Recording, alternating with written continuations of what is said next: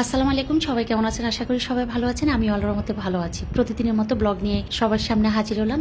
তো আসলে যেহেতু ব্লগ করি, যেহেতু আমার একটা পেজ আছে, পেজের মাধ্যমে সবার কাছে প্রতিদিনের কথাগুলো শেয়ার করা বা প্রতিদিনের রান্নাগুলো সবার সাথে আমি শেয়ার করছি। আদারওয়াইজ কিছু কিছু টুকিটাকি কারো যদি আগ্রহ থাকে আমার বাসার কোনো কিছু দেখার, তখন হয়তো আমি একটু বাসার যেগুলো দেখার জন্য আগ্রহ বোধ করেন, যে কমেন্টসে আমাকে আগ্রহ করে বলেন যে আপু আপনার আলমারিটা বা আপনার এই রুমের এই দৃশ্যটা আমাদেরকে একটু শেয়ার করবেন, তখন না হয় পুরো বাসাটা একটু ঘুরে ফিরে সবার জন্য দেখানো হয়।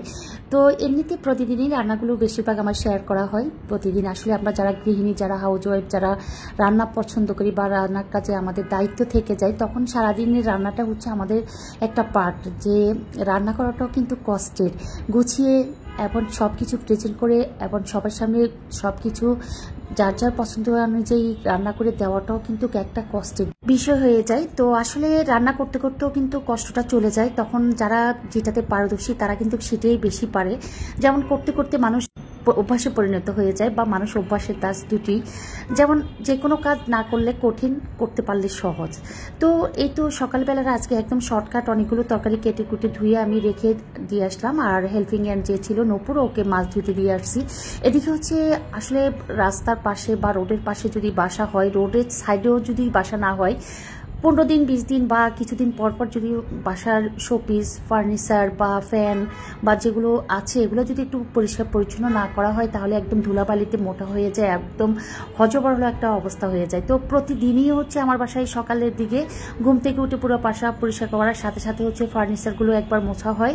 আবার মাঝে মাঝে হচ্ছে 15 দিন বা 20 দিন বা 1 মাস পর হচ্ছে পুরো বাসার ফ্যান, তারপর হচ্ছে উপরের দিকে যে শোপিসগুলো বা যেগুলো আছে পরিষ্কার পরিচ্ছন্নতা, যে জারগুলো, তো সব কিছু হচ্ছে কি আবার একবার একদিনের জন্য হচ্ছে কি টার্গেট নিয়ে পরিষ্কার পরিচ্ছন্ন করা হয়। তো আজকে হচ্ছে সেম দিন, যে সকালে ঘুম থেকে উঠে প্রতিদিনের মতো নিজের নিচে থাকা যে ফার্নিচারগুলো ছিল বা শোপিসগুলো ছিল, যা কিছু নিত্যদিন মোছামুছির পরও কিন্তু আজকে ডিসিশন দিয়েছিলাম যে ফ্যানগুলো বা এসি বা পর্দার যে ফুলগুলো বা এভরিথিং উপরের দিকে যেগুলো হাতে সবসময় মানে হাতে মোছার জন্য পাওয়া যায় না হাতের কাছে, সেগুলো যেন আজকে পরিষ্কার পরিচ্ছন্ন করা হয়। তো ওদেরকে ওই কাজে আমি যুক্ত করে দিয়ে এসে আমি চলে আসছি রান্নার কাজে। রান্নাটা ওই যে বললাম, পরিবারে যারা রান্না দায়িত্বে থাকে তাদের রান্নাটা একটা দায়িত্বের মধ্যে পড়ে যায়। তো রান্নাঘরে আসলাম, রান্নাঘরটাকেও কিন্তু আমি পরিষ্কার পরিচ্ছন্ন রাখার চেষ্টা করি, যতটুকু সামর্থ্য বা যতটুকু চেষ্টা, যতটুকু শক্তি বা মনোবল, সাহস, মনে রাখা সব কিছু থেকে যতটুকু পারা যায় রান্নাঘরটাকেও আমি A to Z সবসময় চেষ্টা করি যে একদম গোছানো এবং ক্লিন রাখার। কারণ একটা কথা মনে রাখি আমি সবসময়, যে ক্লিন থাকলে বা পরিষ্কার পরিচ্ছন্ন থাকলে নিজের কাছে একটা স্বস্তি ফিল হয় বা ভালো লাগা কাজ করে, বা যে কোনো কাজ একদম অনেক বেশি কাজ থাকলেও মনে হয় যেন অল্প স্বল্প কাজ তাড়াতাড়ি করা যাবে। তো এই তো প্রথমে সকালবেলা একদম ডাল আর ভাতটা তাড়াতাড়ি রান্না করে ফেলি। এই কয়েকদিন হচ্ছে এই রুলসটা মেনটেন করা হয়, কারণ সকালে সবার খাওয়া দাওয়ার পর হচ্ছে থালাবাটি এগুলো পরিষ্কার পরিচ্ছন্নতা করা, দুপুরের জন্য গোছ গাছ করতে করতে চুলাটা খালি যায়। তো ওই ফাঁকে হচ্ছে আমি ডাল আর ভাতটা সবসময় বসিয়ে দিতে বলি ওদেরকে। আর পাশাপাশি হচ্ছে যেগুলো দুপুরের জন্য রান্নাবান্না করবো সেগুলো হচ্ছে আবার গুছিয়ে নেওয়া। তো যত কাজই থাকুক না কেন, যত হেল্পিং হ্যান্ডে থাকুক না কেন, আমি যতক্ষণ সময় পাই বা যতটুকু বাসায় থাকি বা যতক্ষণ রান্নাঘরে কাজে নিয়োজিত থাকি, আমি পাশাপাশি প্রত্যেকটা কাজে হাত লাগানোর চেষ্টা করি। বা নূপুর যেহেতু প্রথম এই আমার বাসায় 2-3 মাস হলো আসছে, তো ওকেও হচ্ছে পাশাপাশি কাজগুলো গুছিয়ে দেওয়া বা শেখানো একটা দায়িত্বের মধ্যে পড়ে যায়। তো ওকে আস্তে আস্তে মাছ কাটা শেখানো, মোরগ কাটা শেখানো, বা একটু একটু করে রান্নাটাকে আমি যেভাবে করছি বা যেভাবে করতে পছন্দ করি বা একটু দাঁড়িয়ে থাকি ওকে ফলো করতে বলি, যে আমি কিভাবে রান্না করতেছি তুমি একটু দেখো। তো ওগুলো হচ্ছে পাশাপাশি দেখা। তো এদিকে হচ্ছে আজকে বিভিন্ন রকমের শীতের তরকারি দিয়ে হচ্ছে দুপুরের ইলিশ মাছ দিয়ে রান্না করব, আর হচ্ছে তেলাপিয়া মাছটাকে ফ্রাই করা হবে। আর রাতের জন্য হচ্ছে একটা পোয়া মাছ ছিল বড় ফ্রিজে, ওটাকে বের করে ধুয়ে পরিষ্কার করে তাও রান্না করে রাতের জন্য রেখে দিব। দুপুরে হচ্ছে ইলিশ মাছ দিয়ে 3 আইটেমের তরকারি, আলু, সিম আর হচ্ছে কফি দিয়ে রান্না করব। আর হচ্ছে তেলাপিয়া মাছ তো ওই যে বললাম ফ্রাই।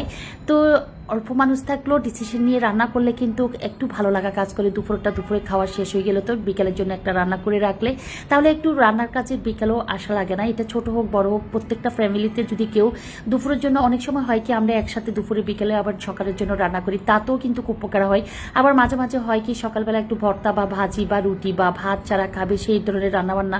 আবার দুপুরের বেলা হচ্ছে কি এগুলো গুছিয়ে রাখা বা দুপুরের জন্য একটা আইটেম রান্না করে রাতের জন্য রেডি করে রাখা, তাতে করে সবকিছু মিলিয়ে আমার কাছে মনে হয় অপকার না উপকারই হয় সবার জন্য। আসলে এটা হচ্ছে যার যার মন মানসিকতা এবং যার যার বাসার ডিসিপ্লিনের উপর কাজ করাটা হচ্ছে যার যার জন্য উপকার। তো আসলে সকালবেলা যেগুলো যেগুলো রান্না করছি এগুলো হচ্ছে যেমন যে সিম তরকারিগুলো নিয়েছিলাম এগুলো দিয়ে রান্না কমপ্লিট। আবার হচ্ছে ডাল রান্না করেছি, তারপরে হচ্ছে তেলাপিয়া মাছটা ফ্রাই করিনি, সেটা রেখে দিলাম। এদিকে হচ্ছে আপনার ভাই একদম 12টা থেকে 1টা বাজে মাছ পাঠিয়ে দিল গ্রাম থেকে। এই মাছগুলো আসলে আমাদের কারণ বাজার যখন মাছ সেল করা হয়, সেল করার পর আমাদের যেই ঝুড়ি নিয়ে যে মানে মাছের ঝুড়ি নিয়ে যে লোকজন আসে তারা হচ্ছে আবার মাছ বিক্রি করে বাসায় মাছ নিয়ে আসে। তো এই তো ইলিশ মাছ পাঠিয়েছিল, ইলিশ মাছগুলোকে আমি 3টা 4টা করে রেখে দিলাম। আজকের জন্য ব্লগটা এখানে শেষ করছি, আগামী ব্লগের জন্য অপেক্ষা করবেন। আল্লাহ হাফিজ।